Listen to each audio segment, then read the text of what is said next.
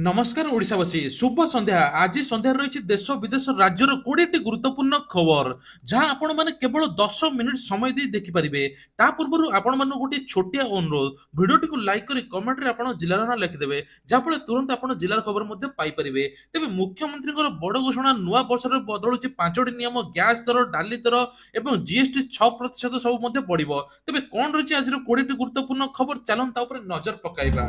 Number 1 नुआ वर्षर श्रीमंदिर रे धाड़ी दर्शन जनवरी 1 तारिख में श्रीमंदिर रे धाड़ी दर्शन व्यवस्था करा जिवो एथिपाई 27 और 28 परिवर्तन प्रक्रिया कार्यक्रम हेउ बोली कुआ जाउची।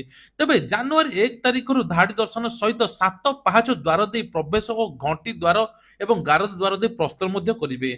तेबे घंटी द्वार रे महिला और वरिष्ठ नागरिक बाहरिबे गारद द्वार रे पुरुष माने बाहरिबे बोली आईन मंत्री सूचना दैछंती। अन्यपटे 2 दिन तळे आईन मंत्री कहिथिले जे परिक्रमा प्रकल्पर डिजाइन परिवर्तन हेबो पुराना डिजाइन रे आड़ करा जाई नुआ डिजाइन करा जिवो लोकको धर्म भावना सहित जड़ित थिबारु विशेष करी कृतज्ञ अर्णज्ञ ज्ञान मंडप भली एबे व्यवस्था करा जिवो। आलोचना चली खूब शीघ्र सठिक निष्पत्ति नेवा परे 2-3 मास भितर काम आरंभ हो बोली आईन मंत्री कहिसंती। विमान यात्री को पई खुशी खबर एबे एयरपोर्ट रे मिलिबो सस्ता खाइबा और चाह कॉफी। तबे एयरपोर्ट रो गले आपण मन एक्सपेंसिव बा बहुत रेट रो खाद्य पाउथिबे किंतु एबे विमान यात्री पई बहुत खुशी खबर आछि निज मन पसंद मुताबिक ता सहित कम दाम रे सस्ता खाइबा खाई परिबे। केंद्रीय विमान चलाचल मंत्रालय तरफ एयरपोर्ट अथॉरिटी ऑफ इंडिया अधीन थिबा विमान बंदर भितर उड़ान यात्री पई काफे आरंभ हेबा पई जाउची एटारे कम मूल्य रे यात्री मानकु खाइबा एवं चाह कॉफी मिली परिबो बोली कुआ जाउची। एहा आरंभ होई कलिकता स्थित नेताजी सुभाष बोस चंद्र एयरपोर्ट रो आरंभ हेबो तापर सब एयरपोर्ट रे एही चालियो बोली कुआ जाउची। एणिकी नुआ वर्ष ठू भिकारी को भिक देले सीधा जिबे जेल जनवरी 1 रे सरकार आणुचंती नुआ आईन जदि आपण दया देखाई भिकारी किछि पैसा दउछन ताले सीधा जेल जिबाक प्रस्तुत होई जांतु। एभली मध्य प्रदेश इंदौर शहर घटिछि तबे जनवरी 1 रे नुआ नियम लागू हेबा पई जाउछि। प्रकृत रे केंद्र सरकार पायलट प्रोजेक्ट अधीन रे इंदौर को भिकारी मुक्त करबाक प्रयास करछंती जहा फल रे कोनोसी भिकारी रहिबेने समस्त निजे निजे किछि कार्य करिवे कोनोसी लोक खालीटारे भिक मागिबो नाही ए नै सरकार मध्ये व्यवस्था करूछंती। नुआ वर्ष अर्थात 2025 जनवरी 1 रे जेउ व्यक्ति भिकारी मानकु पैसा देबे तांको विरुद्ध रे एफआईआर पंजीकृत होय बोली कुआ जायछि। केंद्र सरकार बड़ घोषणा मागणा राशन सहित मिलिबो 1000 टंका नगद नुआ वर्ष बड़ उपहार देबे पीएम मोदी। तेबे भारत सरकार को विभिन्न प्रकार योजना रे महिला उपकृत होउचंती ता सहित मध्ये नुआ नुआ योजना आणुचन जहा नागरिक पई बहुत खुशी होउची। जेउ नागरिक राशन कार्ड धारी से माने ए योजना आवेदन करि परिबे। वर्तमान सारा देश रे राशन कार्ड रो ई केवाईसी प्रक्रिया पूर्ण होई नाही एति पई भारत सरकार नुआ योजना अनुसार ई केवाईसी प्रक्रिया पूर्ण करिबाकू जाउचंती। एही योजना माध्यम रे ई केवाईसी सहित आर्थिक रूप रे दुर्बल थिबा परिवार मानक जीवन स्तर सुधार आनिया पई आर्थिक सहायता प्रदान करा जिवो। एठारे आर्थिक भाबे दुर्बल परिवार को मासिक 1000 टंका दिया जाऊ ता सहित सेमानक आत्मनिर्भरशील करबाकू प्रयास मध्ये करा जिवो। नुआ वर्ष जनवरी मासरु एही योजना लागू हेबो एथु पई कि कोनोसी लोक जदि ई केवाईसी आवेदन प्रक्रिया रे भाग नै नांती से माने खूब शीघ्र आवेदन करिवे ता सहित 1000 टंका पाए बोली प्रधानमंत्री मोदी कहिसंती। सरकारଙ୍କର बड़ घोषणा ब्यान हेला 18टी ओटीटी प्लाटफर्म। तेबे अश्लील कंटेंट परिवेषण करुवा ओटीटी प्लाटफर्म ऊपर सरकार बड़ एक्शन नैचंती। सरकार एभली 18टी ओटीटी प्लाटफर्म को बैन कर दिसंती। डिजिटल मीडिया को रेगुलेट करिया पई सरकार एभली पदक्षेप नैचंती।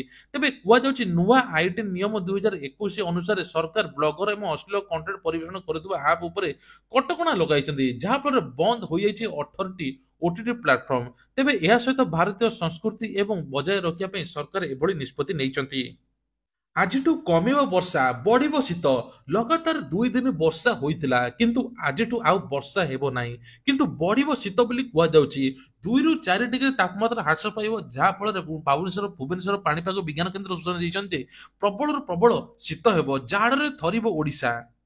सुभद्रा योजना को लेकिन बड़ अपडेट प्रतिदिन मुख्यमंत्री एवं उपमुख्यमंत्री किछि ना किछि घोषणा करुछंती। तेबे सुभद्रा योजना को नहीं आसी पुणी आ गोटे बड़ अपडेट कुआ जाउछि जे एथर बंडा जाति मानकु एबे सुभद्रा टंका मिलिबो ता सहित तांकर आवास योजना सहित 50,000 टका अतिरिक्त मिलिबो सेमानकु दृष्टि रखी एबे उपमुख्यमंत्री एभली घोषणा करिसंती जहा फल प्रत्येक सुभद्रा हिताधिकारी माने सुभद्रा टंका पाइबे एवं जनवरी मासरे मिलिया पई जाउछि प्रथम किस्तिर ଚତୁର୍ଥ ପର୍ଯ୍ୟାୟ ଟଙ୍କା ଆଉ ଦ୍ୱିତୀୟ କିସ୍ତି ମଧ୍ୟ ମିଳିବ ମହିଳା ଦିବସ ଦିନ ମାର୍ଚ୍ଚ 8 ତାରିଖରେ ବୋଲି ଉପମୁଖ୍ୟମନ୍ତ୍ରୀ ପ୍ରଭାତୀ ପରିଡ଼ା ସୂଚନା ଦେଇଛନ୍ତି। ମୁଖ୍ୟମନ୍ତ୍ରୀ ଶିକ୍ଷା ପୁରସ୍କାର ପାଇଁ ଆରମ୍ଭ ହେଲା ଆବେଦନ, ଜାଣନ୍ତୁ କିପରି କରିବେ ଆପ୍ଲାଏ। ରାଜ୍ୟରେ ଆରମ୍ଭ ହୋଇଛି ଶିକ୍ଷାର ଉତ୍ସବ। ଶିକ୍ଷାକୁ ଏକ ସାମାଜିକ ଆନ୍ଦୋଳନରେ ପରିଣତ କରିବା ପାଇଁ ହୋଇଛି ବ୍ୟବସ୍ଥା। ଶିକ୍ଷା ବ୍ୟବସ୍ଥାରେ ଏବେ ନୂଆ ବିପ୍ଳବ ଆଣିବା ପାଇଁ 5ଟି ଉପକ୍ରମରେ ଆରମ୍ଭ ହୋଇଛି ଅଭିନବ ପ୍ରୟାସ। ଜିଲ୍ଲା, ବ୍ଲକ, ଛାତ୍ରଛାତ୍ରୀ, ଶିକ୍ଷକ, ଶିକ୍ଷୟିତ୍ରୀ, ପୁରାତନ ଛାତ୍ର କମିଟି, ଗ୍ରାମ ପଞ୍ଚାୟତ ଶିକ୍ଷା ଅଧିକାରୀଙ୍କ ଆବେଦନ ପାଇଁ ମିଳୁଛି ମୁଖ୍ୟମନ୍ତ୍ରୀଙ୍କ ଶିକ୍ଷା ପୁରସ୍କାର। ତେବେ ମୁଖ୍ୟମନ୍ତ୍ରୀ ଶିକ୍ଷା ପୁରସ୍କାର ଲାଗି ଆବେଦନ ଆରମ୍ଭ ହୋଇଛି। ଏଥିରେ 7ଟି ବର୍ଗର ପୁରସ୍କାର ପ୍ରଦାନ କରାଯିବ। ଜିଲ୍ଲା, ବ୍ଲକ ସମେତ ଶିକ୍ଷଣ ପ୍ରତିଷ୍ଠାନ, ଶିକ୍ଷକ, ଅଧିକାରୀ ଓ ଆଞ୍ଚଳିକ ସାଧନ କେନ୍ଦ୍ର ଓ ସଂଯୋଜକ ପୁରସ୍କାର ନିମନ୍ତେ ଆସନ୍ତା 30 ତାରିଖଠୁ ଅନଲାଇନରେ ଆବେଦନ କରିପାରିବେ ବୋଲି କୁହାଯାଉଛି। ତେବେ msp.odisha.gov.in ପୋର୍ଟାଲରେ ମୁଖ୍ୟମନ୍ତ୍ରୀ ଶିକ୍ଷା ପୁରସ୍କାର ଆବେଦନ ଆପଣମାନେ କରିପାରିବେ। କୁଏତ ଗସ୍ତରେ ପ୍ରଧାନମନ୍ତ୍ରୀ, ଶ୍ରମ ଶିବିର କ୍ୟାମ୍ପରେ ଓଡ଼ିଆ ଯୁବକଙ୍କ ସହିତ କଥା ହେଲେ ମୋଦି। ତେବେ 2 ଦିନିଆ କୁଏତ ଗସ୍ତରେ ପ୍ରଧାନମନ୍ତ୍ରୀ ନରେନ୍ଦ୍ର ମୋଦି ଯାଇଛନ୍ତି, ଯେଉଁଥିରେ ପାଖାପାଖି 1500 ଭାରତୀୟ ନାଗରିକ କାମ କରୁଛନ୍ତି।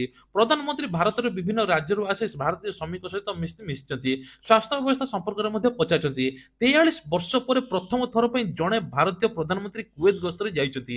କୁଏତର ଅମିର ଶେଖ ମେସାଲ ଅଲ ମହଦ ଏବଂ ଅଲ ଜବର ଏବଂ ଅଲ ସବାଙ୍କ ନିମନ୍ତ୍ରଣରେ ପ୍ରଧାନମନ୍ତ୍ରୀ କୁଏତ ଗସ୍ତରେ ଯାଇଛନ୍ତି। ଏହି ଗସ୍ତ ସମୟରେ ଉଭୟ ଦେଶ ମଧ୍ୟରେ ଅନେକ ଗୁରୁତ୍ୱପୂର୍ଣ୍ଣ ପ୍ରସଙ୍ଗ ଆଲୋଚନା ମଧ୍ୟ ହୋଇଛି, କିଛି ଚୁକ୍ତି ମଧ୍ୟ ସ୍ୱାକ୍ଷରିତ ହୋଇଛି, ଯାହାଫଳରେ ଭାରତକୁ କିଛି ଆଗେଇ ନେବ ବୋଲି କୁହାଯାଉଛି। ଆଇନଜୀବୀଙ୍କ ପାଇଁ ବଡ଼ ଘୋଷଣା, ରାଜ୍ୟରେ ଆଇନଜୀବୀଙ୍କ ପାଇଁ ଆସିଲା ବଡ଼ ଖୁସି ଖବର। ରାଜ୍ୟରେ ଆଇନଜୀବୀ କଲ୍ୟାଣ ପାଣ୍ଠି ବଢିଲା। ରାଜ୍ୟ ସରକାର ଆଇନଜୀବୀ ୱେଲଫେୟାର ଫଣ୍ଡକୁ ବଢାଇ ଦେଇଛନ୍ତି, ସୂଚନା ଦେଲେ ଆଇନ ମନ୍ତ୍ରୀ ପୃଥ୍ୱୀରାଜ ହରିଚନ୍ଦନ। ତେବେ ପୃଥ୍ୱୀରାଜ ହରିଚନ୍ଦନ କହିଛନ୍ତି ଆଡଭୋକେଟ ୱେଲଫେୟାର ଫଣ୍ଡ ବଢିଲା। ଫଣ୍ଡକୁ 10 କୋଟି ଟଙ୍କା ବୃଦ୍ଧି କଲେ ରାଜ୍ୟ ସରକାର। ପୂର୍ବରୁ ଏହା 5 କୋଟି ଟଙ୍କା ଥିଲା। ସରକାର ଆଇନଜୀବୀଙ୍କ ପାଇଁ ଏହି ରାଶି ଏକାଥରକେ ଦ୍ୱିଗୁଣିତ କରିଛନ୍ତି।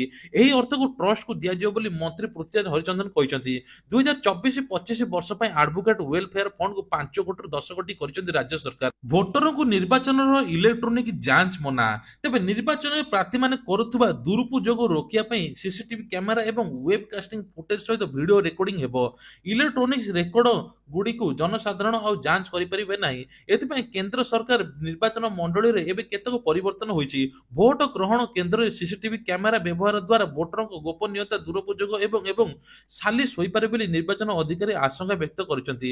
ତେଣୁ ଭିଡିଓ ଫୁଟେଜ ଏବଂ ନାମାଙ୍କନ ପତ୍ରରେ କାଗଜଗତ ଆଦି ଦୁରୁପଯୋଗ ରୋକିବା ପାଇଁ ଏବେ ନିୟମାବଳୀ ସଂଶୋଧନ ହୋଇଛି। ନିର୍ବାଚନ କମିଶନ ଅନୁମତି କ୍ରମେ କେନ୍ଦ୍ର ଆଇନ ମନ୍ତ୍ରାଳୟ ନିର୍ବାଚନ ପରିଚାଳନା କରେ। ଏବେ କୁହାଯାଉଛି ଡକୁମେଣ୍ଟ ଗୁଡ଼ିକ ସର୍ବସାଧାରଣ ଉପରେ ପ୍ରକାଶ କରିବା ପାଇଁ କଟକଣା ଲଗାଯାଇଛି। ନାଲ୍କୋରେ ନିଯୁକ୍ତି ସୁଯୋଗ, ଦେଶର ଅଗ୍ରଣୀ ସାର୍ବଜନୀନ ଉଦ୍ୟୋଗରେ ଯୋଗ ଦେବା ପାଇଁ ଓଡ଼ିଶାରେ ଆଶାୟୀ ପ୍ରାର୍ଥୀମାନେ ଏହା ସୁବର୍ଣ୍ଣ ସୁଯୋଗ। ଆଗ୍ରହୀ ଓ ଯୋଗ୍ୟ ପ୍ରାର୍ଥୀମାନେ ଏବେ nalcoindia.comରେ ଅଫିସିଆଲ ୱେବସାଇଟ ପରିଦର୍ଶନ ଯାଇ ଏହି ପଦବୀର ନିଯୁକ୍ତି ଆବେଦନ କରିପାରିବେ। ତେବେ ନାଲ୍କୋରେ ମଧ୍ୟ ଏବେ ଡିସେମ୍ବର 31, 2024ରେ ଆରମ୍ଭ ହେବ, ଜାନୁଆରୀ 21, 2025ରେ ଶେଷ ହେବ ବୋଲି କୁହାଯାଉଛି। ମୋଟ 518ଟି ପଦବୀ ରହିଛି। ଆପଣମାନେ ଚାହିଁଲେ ସେଠୁ ଆବେଦନ କରିପାରିବେ। ବୟସ ସୀମା ନିଜ ପୋଷ୍ଟ ଠାରୁ ଭିନ୍ନ ହୋଇଥାଏ। ଯୋଗ୍ୟତା ମାନଦଣ୍ଡ ବିଷୟରେ ଅଧିକ ବିବରଣୀ ପାଇଁ ସରକାରୀ ବିଜ୍ଞପ୍ତିକୁ ଆପଣମାନେ ଯାଞ୍ଚ ମଧ୍ୟ କରିପାରିବେ। ତେବେ ମୁଖ୍ୟମନ୍ତ୍ରୀଙ୍କର ବଡ଼ ଘୋଷଣା, ବିଜେପି ସରକାର ଆସିଲା ପରେ ବିଭିନ୍ନ ପ୍ରକାର ଯୋଜନା କରୁଛନ୍ତି ମୁଖ୍ୟମନ୍ତ୍ରୀ। ତା ସହିତ ବିଭିନ୍ନ ପ୍ରକାର ସୁଭଦ୍ରା ଯୋଜନା, ରାସନ କାର୍ଡ, ଭତ୍ତା ଟଙ୍କା ଏବଂ ପିଏମ କିଷାନ, ସିଏମ କିଷାନଠୁ ଆରମ୍ଭ କରିକି ଆବାସ ଯୋଜନା ସବୁକିଛି ଏବେ ମୁଖ୍ୟମନ୍ତ୍ରୀ ଏବେ ବ୍ୟବସ୍ଥା କରୁଛନ୍ତି। କିଭଳି ଓଡ଼ିଶା ଲୋକ ଆଗକୁ ବଢିବେ, କିଭଳି ଓଡ଼ିଶା ଉନ୍ନତି ହେବ ସେ ବିଷୟରେ ମଧ୍ୟ ଚିନ୍ତା କରୁଛନ୍ତି। ଆଉ ମୁଖ୍ୟମନ୍ତ୍ରୀ ମୋହନ ଚରଣ ମାଝୀ ଭଦ୍ରକ ପାଇଁ ଆଉ ଗୋଟେ ଘୋଷଣା କରିଛନ୍ତି। ଶନିବାର ଦିନ ଭଦ୍ରକରେ ବୟନ ପାର୍କ ପାଇଁ 4382 କୋଟି ଟଙ୍କା ମଞ୍ଜୁର ହୋଇଛି। ତେବେ କୁହାଯାଉଛି ଆଇଓସିଏଲ ଏ ନେଇକି ଅର୍ଥ ମଞ୍ଜୁର କରିଥିବା ମୁଖ୍ୟମନ୍ତ୍ରୀ ସୋସିଆଲ ମିଡିଆରେ ଏକ୍ସରେ ସୂଚନା ଦେଇଛନ୍ତି। ତେବେ କୁହାଯାଉଛି ଏମସିପିଏଲ ସହଯୋଗରେ ଭଦ୍ରକରେ ବୟାନ ପାର୍କ କରାଯିବ। ଏହି ମିଳିତ ଉଦ୍ୟମରେ ଓଡ଼ିଶାର ଅର୍ଥନୀତିକୁ ଯଥେଷ୍ଟ ବୃଦ୍ଧି କରିବା ପାଇଁ ନୂତନ ନିଯୁକ୍ତି ସୃଷ୍ଟି ହେବ ବୋଲି କୁହାଯାଉଛି। ଆଉ ଦାଦନ ଖଟିବା ପାଇଁ ବାହାରକୁ ଲୋକ ଯିବେ ନାହିଁ, ଏ ନେଇକି ମୁଖ୍ୟମନ୍ତ୍ରୀ ବିଭିନ୍ନ ପ୍ରକାର ଯୋଜନା ମଧ୍ୟ କରୁଛନ୍ତି। ତେବେ ରାସନ କାର୍ଡକୁ ନେଇକି ଆସିଲା ବଡ ଅପଡେଟ। କୁହାଯାଉଛି ଯେ ଜାନୁଆରୀ 25ରେ ରାସନ କାର୍ଡ ବଣ୍ଟନ ପୁଣି ଆଉଥରେ ଆରମ୍ଭ ହୋଇଯିବ। ଯେଉଁମାନେ 2023 ଆଉ 2024 ଜାନୁଆରୀ ପର୍ଯ୍ୟନ୍ତ ରାସନ କାର୍ଡ ଆବେଦନ କରିଥିଲେ ସେମାନେ ରାସନ କାର୍ଡ ପୁଣି ଆଉଥରେ ପାଇବେ ବୋଲି କୁହାଯାଉଛି। ଆଉ ରାସନ କାର୍ଡରେ ପାଖାପାଖି 6 କୋଟି ଲୋକଙ୍କର ରାସନ କାର୍ଡ ରଦ୍ଦ ହୋଇଛି, ଯେଉଁମାନେ ଭୂତ ହିତାଧିକାରୀ, ଅଯୋଗ୍ୟ ହିତାଧିକାରୀ ଥିଲେ। ଆଉ ରାସନ କାର୍ଡରେ ଏବେ କେନ୍ଦ୍ର ସରକାର ମଧ୍ୟ କହିଛନ୍ତି ରାସନ କାର୍ଡରେ 1000 ଟଙ୍କା ମିଳିବା ପାଇଁ ଯାଉଛି। ତୁରନ୍ତ ଆପଣ ଇ କେୱାଇସି କରିଦିଅନ୍ତୁ। ଯଦି ଇ କେୱାଇସି ଆପଣ ମାନେ କରିଛନ୍ତି, ରାସନ ସହିତ ଗହମ ମିଳିବ ବୋଲି ସରକାର ମଧ୍ୟ କହିଛନ୍ତି। ସବସିଡି ବାହାର ଷ୍ଟେଟ ମାନଙ୍କରେ ଏଥର ରାସନ ସହିତ 9 ପ୍ରକାର ଜିନିଷ ମିଳୁଛି ଡାଲି ତେଲ ଲୁଣ ପିଆଜ ରସୁଣ ଏମିତି ସବୁ ମିଳୁଛି କିନ୍ତୁ ଏବେ କୁହାଯାଉଥିଲା ଯେ ବିଧାନସଭାରେ ଯଦି ଗରିବ ପାଇଁ ଏ ସବୁ ମିଳନ୍ତା ତାହେଲେ ଗରିବ ଲୋକମାନେ ଉପକୃତ ହୁଅନ୍ତି ବୋଲି ସରକାର କହିଛନ୍ତି ସରକାର ବିଭିନ୍ନ ପ୍ରକାର ଯୋଜନା କରିକି ଏପଟେ ତେଲ ଡାଲି ଲୁଣ ସବୁ ବଢେଇ ଦଉଛନ୍ତି ଯାହା ଫଳରେ ଗୋଟେ ଗରିବ ଲୋକ ଚଳିଆ ଅସୁବିଧା ହଉଛି ବୋଲି ବିଧାନସଭାରେ ମଧ୍ୟ ଉଠିଥିଲା ଦେବଦତ୍ତ ବିଭାଗରେ କର୍ମଚାରୀ ମରୁଡି 199 ଜଣଙ୍କ ସ୍ଥାନରେ ଅଛନ୍ତି ମାତ୍ର 53 ଜଣ ଯାହାର ସିଧାସଳଖ ପ୍ରଭାବ ପଡ଼ିଲାଣି ରାଜ୍ୟରେ ବିଭିନ୍ନ ପୁରାତନ ମଠ ଓ ମନ୍ଦିର ପରିଚାଳନା କ୍ଷେତ୍ରରେ କେଉଁଠି ସେବକକୁ ପାଉଣା ମିଳୁନି ତ କେଉଁଠି ମନ୍ଦିରକୁ ଆସୁନି ରାଜସ୍ୱ ଏଥି ସ୍ଥିତି ନେଇକି ଆଇନ ମନ୍ତ୍ରୀ ସିଧାସଳଖ ସରକାରକୁ ଦୋଷ ଦେଇଥିବା ବେଳେ ପୂର୍ବ ସରକାର ବସି କଣ କରୁଥିଲେ ଶୋଇଥିଲେ ନା କଣ ଏ ବିଷୟରେ ମଧ୍ୟ ଆଲୋଚନା ଚାଲିଛି ତେବେ ସରକାର ନେଇକି ସରକାର ୟା ଉପରେ ମଧ୍ୟ ବଡ ବଡ ବ୍ୟବସ୍ଥା ଆଣୁଛନ୍ତି ମଠ ମନ୍ଦିର ଉପରେ ମଧ୍ୟ ଗୁରୁତ୍ୱପୂର୍ଣ୍ଣ ଯୋଜନା ମଧ୍ୟ ଆଣୁଛନ୍ତି ଜାନୁଆରୀ 18ରୁ ଆରମ୍ଭ ହେବ ବିଦେଶୀ ପକ୍ଷୀ ଗଣନା ତେବେ କୁହାଯାଉଛି ଚଳିତ ଅକ୍ଟୋବର ମାସରୁ ବିଦେଶୀ ପକ୍ଷୀ ହୀରାକୁଦ ଡ୍ୟାମକୁ ଆସୁଛନ୍ତି ଯେଉଁମାନଙ୍କୁ ସୁରକ୍ଷା ପାଇଁ ଏବେ ବ୍ୟାପକ ବ୍ୟବସ୍ଥା ମଧ୍ୟ କରାଯାଇଛି ସେପରି ଆସନ୍ତା ଜାନୁଆରୀ 18ରୁ ଏବେ ପକ୍ଷୀ ଗଣନା ଆରମ୍ଭ ହେବ ବୋଲି ସୂଚନା ଦେଇଛନ୍ତି ହୀରାକୁଦ ବନ୍ୟପ୍ରାଣୀ ଡିଏଫ ଅଂଶୁମାନ ଦାସ ବଡ ସୂଚନା ଦେଲେ ମନ୍ତ୍ରୀ ଅଦିନିଆ ବର୍ଷାରେ କ୍ଷୟକ୍ଷତିର ଆକଳନ ହେବ ମିଳିବ କ୍ଷତିପୂରଣ ତେବେ ଚାଷୀ ମାନଙ୍କର ଯଦି ଅଦିନିଆ ବର୍ଷାରେ କିଛି କ୍ଷତି ହୋଇଛି ନିଶ୍ଚିତ କ୍ଷୟକ୍ଷତି ପାଇଁ ଆକଳନ କରାଯିବ ତା ସହିତ କ୍ଷତିପୂରଣ ମଧ୍ୟ ମିଳିବ ବୋଲି କୁହାଯାଇଛି ତେବେ ମନ୍ତ୍ରୀ ବିଭୂତ ଜେନାଙ୍କୁ ଏନେଇ ଦାୟିତ୍ୱ ଦିଆଯାଇଛି ମନ୍ତ୍ରୀ ବିଭୂତ ଜେନା ସେ ଅଞ୍ଚଳରେ ଅଛନ୍ତି ସମସ୍ତ ଜିଲ୍ଲାପାଳ ଏବଂ ଆରଡିସିକୁ ତଦାରଖ କରି ଦାୟିତ୍ୱ ଦିଆଯାଇଛି କ୍ଷୟକ୍ଷତି ଆକଳନର ଉଦାରତାର ସହିତ କରିବା ପାଇଁ କୁହାଯାଇଛି ଚାଷୀ ମାନଙ୍କର ପର୍ଯ୍ୟାପ୍ତ ପରିମାଣ ଯଦି କ୍ଷୟକ୍ଷତି ହେଇଛି ତାଙ୍କୁ ସମସ୍ତ ପ୍ରକାର କ୍ଷୟକ୍ଷତିର ପୂରଣ ମିଳିବ ବୋଲି କୁହାଯାଉଛି ପୁରୁଣା ଗାଡି ଉପରେ ଲାଗିବ 18% ଜିଏସଟି ଯାହା ସମସ୍ତଙ୍କୁ ଆଶ୍ଚର୍ଯ୍ୟ ମଧ୍ୟ କରିଦେଇଛି ତେବେ ଲୋକ ଗୋଟେ ପୁରୁଣା ଗାଡି କିଣିବ ଯଦି 18% ଜିଏସଟି ଦେଇକି କିଣିବ ବୋଲି କୁହାଯାଉଛି କେବଳ ପେଟ୍ରୋଲ ଓ ଡିଜେଲ କାର୍ ନୁହେଁ କେବଳ କୁହାଯାଉଛି ଯେ ଇଲେକ୍ଟ୍ରିକ ଯାନ ଉପରେ ମଧ୍ୟ ଦେଖିବାକୁ ମିଳିବ 18% ଜିଏସଟି ପୁରୁଣା ଗାଡି କିଣିଲେ ମଧ୍ୟ ଲୋକଙ୍କୁ ଦେବାକୁ ପଡିବ ଏହି ଜିଏସଟି ଯାହା ସବୁଠାରୁ ଦୁର୍ଭାଗ୍ୟର ବିଷୟ ବୋଲି କୁହାଯାଉଛି ଆଉ ଇ ଶ୍ରମ କାର୍ଡ ପାଇଁ ଖୁସି ଖବର ଯୋଉମାନେ ଇ ଶ୍ରମ କାର୍ଡରେ ପଞ୍ଜୀକରଣ କରିଛନ୍ତି ବା ଯାହାର ଅଛି ତାଙ୍କୁ ନୂଆ ରାସନ କାର୍ଡ ପାଇଁ ଆବେଦନ କରିବା ପାଇଁ ପଡିବ ନାହିଁ ସରକାର ଏନେ ଯାଞ୍ଚ କରିକି ତାଙ୍କୁ ତୁରନ୍ତ ରାସନ କାର୍ଡ ଯୋଗାଇ ଦେବେ ବୋଲି କୁହାଯାଉଛି ଯାହାର ଇ ଶ୍ରମ କାର୍ଡ ଅଛି ରାସନ କାର୍ଡ ଅଛି ଇ ଶ୍ରମ କାର୍ଡରେ ମଧ୍ୟ 1 ଲକ୍ଷ ପର୍ଯ୍ୟନ୍ତ ସହାୟତା ପାଇପାରିବେ ତେବେ ମହିଳାଙ୍କ ପାଇଁ ଏବେ ମଧ୍ୟ ଆଉ ଗୋଟେ ଖୁସି ଖବର ମିଶନ ଶକ୍ତି ଜରିଆରେ ଆପଣମାନେ ଯଦି ତାଲିମ ନେଉଛନ୍ତି ସିଲେଇ ଶିକ୍ଷା ପର ଡେ ଆପଣଙ୍କୁ 500 ଟଙ୍କା ବଦଳରେ ଆପଣଙ୍କୁ 15,000 ଟଙ୍କା ମାସକୁ ମିଳିବ ତା ସହିତ ମଧ୍ୟ ଆପଣଙ୍କୁ 2 ଲକ୍ଷ ପର୍ଯ୍ୟନ୍ତ ଋଣ ନିଆଯିବ ଯାହାଫଳରେ ଆପଣ ସିଲେଇ ମେସିନ କିଣି ନିଜେ ବିଜନେସ କରିପାରିବେ ତା ସହିତ ମହିଳା କେମିତି ଆତ୍ମନିର୍ଭରଶୀଳ ଉନ୍ନତି କରିପାରିବେ ସେ ମାର୍ଗରେ ମଧ୍ୟ ସରକାର ଚିନ୍ତା କରୁଛନ୍ତି ତେବେ ଆଉ 8 ଦିନ ପରେ ମିଳିବ ସ୍କୁଲ ପିଲାଙ୍କୁ 5,000 ଟଙ୍କା ଏନେଇ ମୁଖ୍ୟମନ୍ତ୍ରୀଙ୍କର ବଡ ଘୋଷଣା କୁହାଯାଉଛି ମାଧବ ସିଂ ଯୋଜନା ନାଁରେ ଏଥର ଜନଜାତି ଅନୁସୂଚିତ ଜାତି ପିଲାମାନଙ୍କୁ ମିଳିବ 5,000 ଟଙ୍କା ତେବେ କୁହାଯାଉଛି 3.5 ଲକ୍ଷରୁ ଅଧିକ ଛାତ୍ରଛାତ୍ରୀ ଉପକୃତ ହେବେ ତା ସହିତ ଆଉ ଗୋଟିଏ ମଧ୍ୟ ବଡ ଘୋଷଣା ମୁଖ୍ୟମନ୍ତ୍ରୀଙ୍କର ଏଥର କୁହାଯାଉଛି ଯେ ମୁଖ୍ୟମନ୍ତ୍ରୀ କହିଛନ୍ତି ଏଥର ମହିଳାମାନଙ୍କୁ ଋଣ ଛାଡ଼ କରାଯିବ ପୂର୍ବ ସରକାର ଯେତିକି ସବୁ ଋଣ ନେଇଥିଲେ ଋଣର ସୁଧ ଛାଡ଼ କରାଯିବ ବୋଲି ମୁଖ୍ୟମନ୍ତ୍ରୀ ମଧ୍ୟ ଘୋଷଣା କରିଛନ୍ତି ତେବେ କୁହାଯାଉଛି ବିଜେଡି ସରକାରରେ ଯେଉଁ ମହିଳାମାନେ ଋଣ ନେଇଥିଲେ ସେତିକି ଋଣ ସୁଝିବେ ଟଙ୍କାଟେ ଏକ୍ସଟ୍ରା ଦେବେ ନାହିଁ ସେଇ ନେଇକି 227 କୋଟି ଟଙ୍କା ମଧ୍ୟ ବ୍ୟୟ ବରାଦ ହୋଇଛି ଆଉ ମିଶନ ଶକ୍ତିରେ ମା ମାନଙ୍କୁ ମହିଳାମାନଙ୍କୁ ଉନ୍ନତି ଦିଗରେ ସରକାର ନୂଆ ନୂଆ ଯୋଜନା ମଧ୍ୟ ନୂଆ ବର୍ଷରେ ଆଣୁଛନ୍ତି ତେଣୁ ସେତେ ପର୍ଯ୍ୟନ୍ତ ଆପଣମାନେ କିଛି ଅପେକ୍ଷା କରନ୍ତୁ ଆଉ ତା ସହିତ ରାସନ କାର୍ଡ ଧାରୀମାନଙ୍କ ପାଇଁ ମଧ୍ୟ ଖୁସି ଖବର ଆସିବା ପାଇଁ ଯାଉଛି ତେବେ ଇଏ ଥିଲା ଆଜିର ଦେଶ ବିଦେଶ ରାଜ୍ୟର କିଛିଟା ଗୁରୁତ୍ୱପୂର୍ଣ୍ଣ ଖବର ଏଇଭଳିଆ ଖବର ପ୍ରତ୍ୟେକ ଦିନ ସକାଳେ ସନ୍ଧ୍ୟାବେଳେ ଦେଖିବା ପାଇଁ ହେଲେ ଚ୍ୟାନେଲକୁ ସବସ୍କ୍ରାଇବ କରିଦେବେ